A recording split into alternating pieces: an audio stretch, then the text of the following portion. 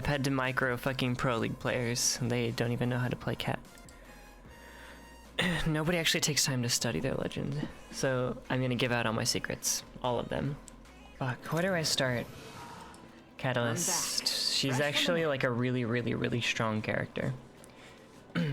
So basic things first. You can have 2 walls down at a time, and 3 cat queues down at a time. When you place a new cat queue when you place a new cat queue past the first one that you've placed, or sorry, the first 3 that you've placed, the first one that you placed will be the one that disappears when you place the next one. So 3 down. You ready? This one's gonna disappear. Whoa! You can pick them up at any time. Also, they do 15 damage each tick, and I'm pretty sure it has 250 HP on the ball.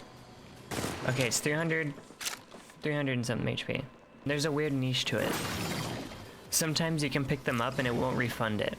And I think it's after it's been down for a certain amount of time. And I think actually it's probably after it takes damage. Spike.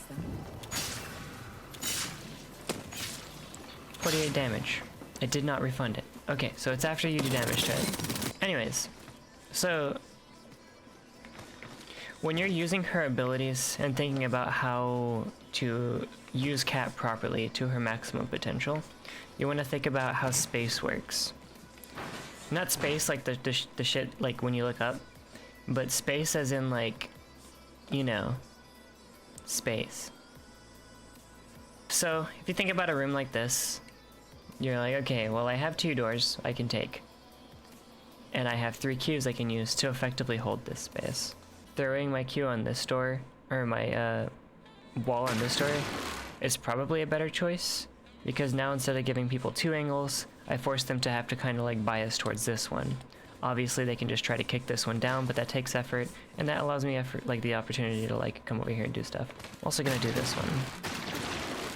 And as far as queues go, I'm gonna put it right here. Why? Well, because in order to kick this door, you still have to step on it. You're still gonna take 15 damage for kicking this door. Or if I choose to like fucking, you know, block it, you still have to like commit to standing on the spike. And should I choose to commit to block this, now I have a 300 HP shield if I want to fight somebody. Fighting inside of this is actually huge, because the hitbox, whatever, is like this big. When the ball's out, that's like the top of the hitbox. If anything, it's shaped like this.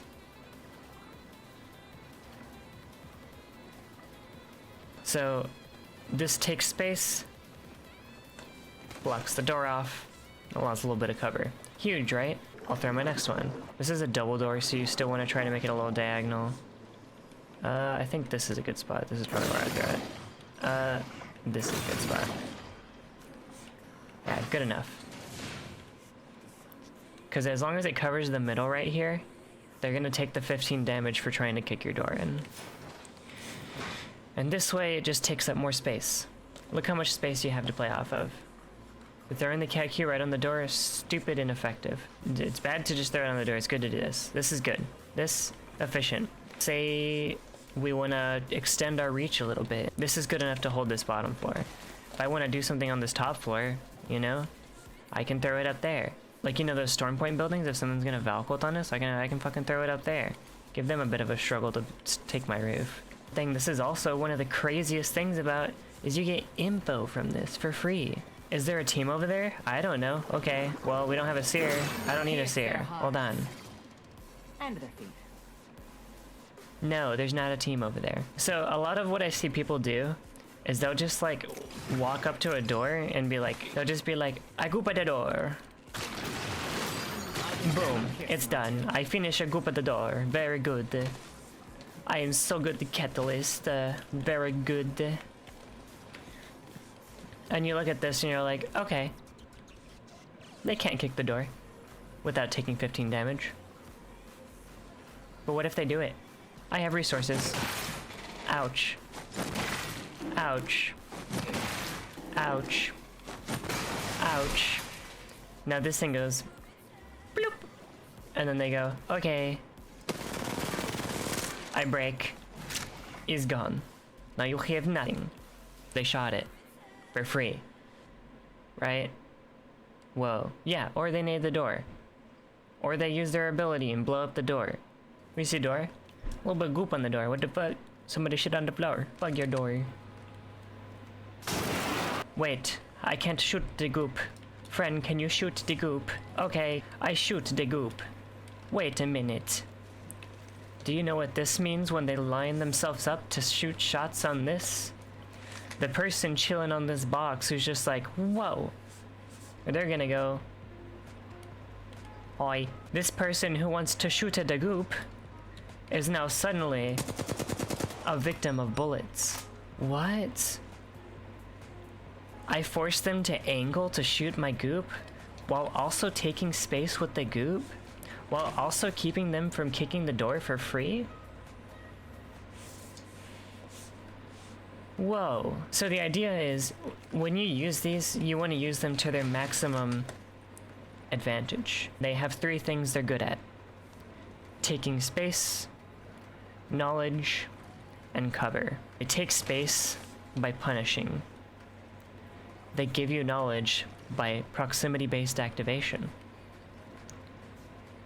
And they give you cover by the giant hitbox 300 HP ball of metal death. So now that we've talked about those, there's many ways to use them. You've seen me do that little spike thing, that little trick I do. Hey, there's somebody on that door. They're holding it, doing the healing thing. Okay. Now what? Well, now the person who's healing right here, My shields need a bit more power. oh, okay, so what? 15 damage, 15 damage, 15 damage, ah, fuck. And once they step off of the door, boom. The spike trap is activated. It's cover for me. Whoa, whoa. Oh, you wasted half your mag. Oh, okay, they're reloading. Okay, whoa, oh, they're not shooting, they're not shooting. Peek. They've shot some of their shots. Oh, they shot it, they broke it. Okay, boom, they're dead. They can't one mag me after they've shot this a few times. She's not a reactive character, she's a proactive character. So back on the other topic of how you can use Catalyst for information at a range beyond Seer's effectiveness. That high ground over there is a really good spot to take. Hey, is that free over there? Okay, I don't know, let's find out. Strong enough to pierce. No, and then that's gonna be the segue into our next segment. Catalyst's Wall.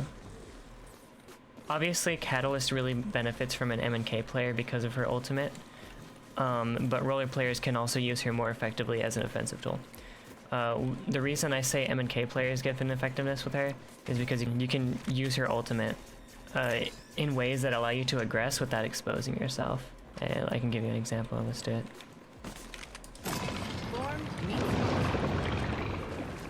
Whoa. Isn't this sick? Another thing you have to have when you're playing Catalyst or having a Catalyst on your team is object permanence. So just knowing that things are where they are. Because otherwise, you're gonna be fucked. Her ultimate really has way too many applications to even try to digest what the most optimal approach is.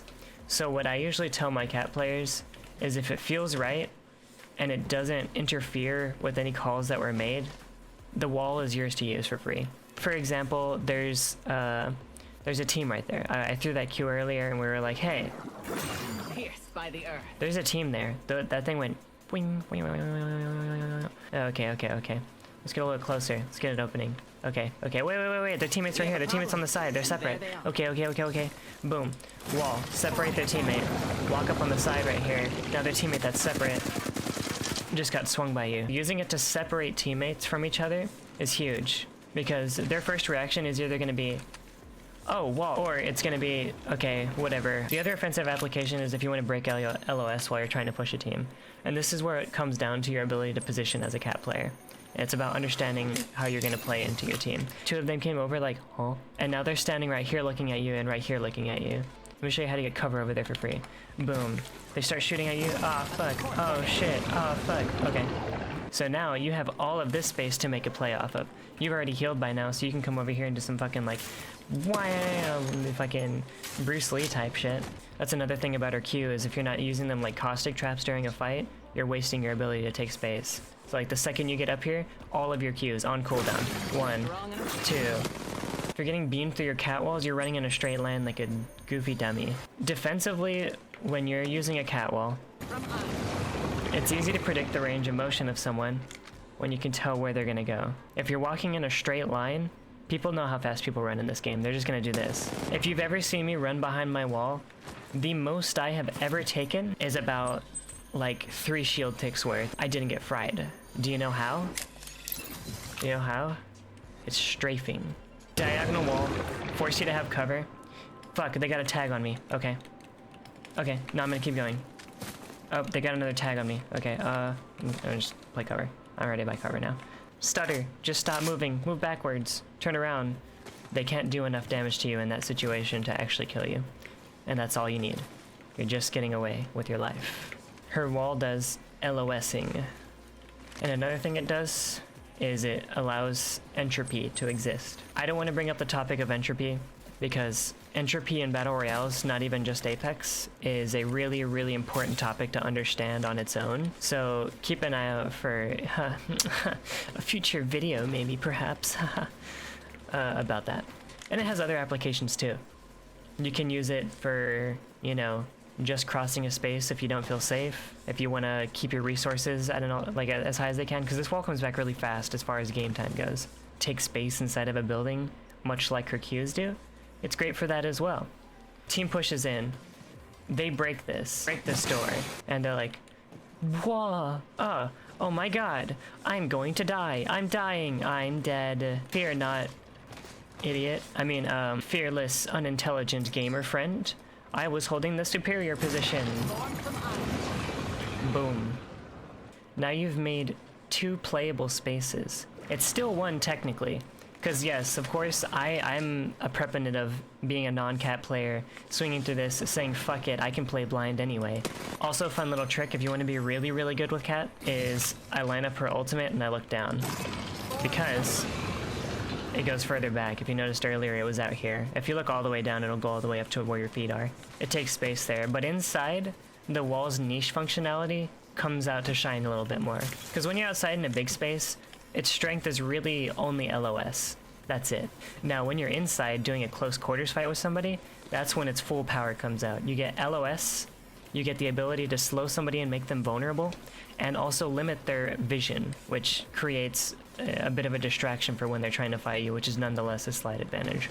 So defensively, of course, taking space, looking at how you can optimize your space. This spot right here. Okay, I want to Q on this door. Okay, that right there.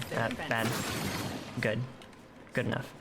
This one over here. I want to take this space out. Cool. Bad. Yeah. Bad. Good. Okay, 15 seconds on this one. You know what I'm probably going to do. I'm going to put it to this side and have an angle in, because the person over here is going to have to blow up the door and expose themselves if they want to try to break it from here. So after they've broken the door and taken damage, now they have to swing all the way out to here to break it. Or if they're on this side, they have to swing out to here to break it. Puts them in LS of me. She doesn't really take too much to grasp, but you know, the amount of people that I see just doing this, it hurts my brain. It literally, like this is it's dumb. So obviously your strength is going to be buildings, because nobody can hold the door next to you. Because if anybody holds the door, you just bop. You want to know something crazy about Cat? Is that since you're door gooping as a passive, you can literally do it while you're doing anything.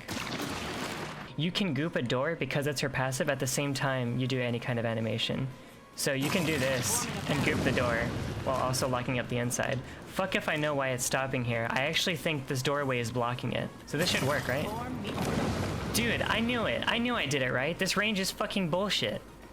What? A support formation. A support formation.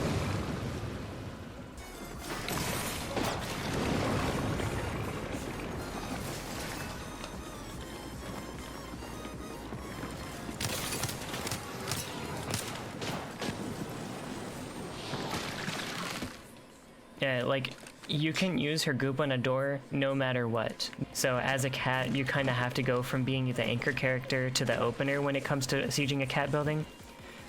That's another nuance in strategy, is just you know, swapping your playstyle when you run into another cat, but that's the same for many other characters. Which I'll just go ahead and segue into, now that we've talked about her offensive capabilities and ideologies. Yeah, you can probably formulate your own ideas, hopefully. I'm not going to do all your thinking for you. You can do it yourself. You got that. You're good boys and girls. And thems. Now when it comes down to understanding your playstyle as a character, your main role as a catalyst is gonna be an anchor. You anchor for your team because you hold space and your abilities are so strong that you have a very big presence. Cat and Seer on a team, obviously Seer's gonna get a little bit more prio there, but Seer's your refragger. Cat's gonna be kind of flexible because she can do so much from the back.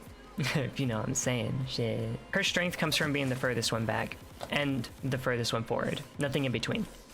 So typically, you want to be the furthest one back so you can assess the situation and take space as needed. Being behind allows you to open up stuff for your team. Now, times when you want to be in the front is A, when you've already had like any kind of reason to push a team.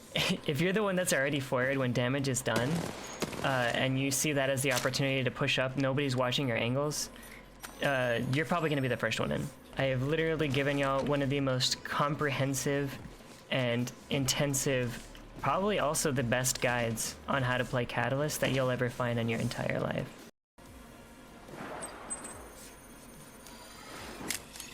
Why are these fucking firing ranges haunted? Capability. What just... Who just opened it? Who just opened a fucking door? Ah, hell nah. Ah, hell nah. Oh, fucking hell nah. We're making a new lobby. We're making a new lobby.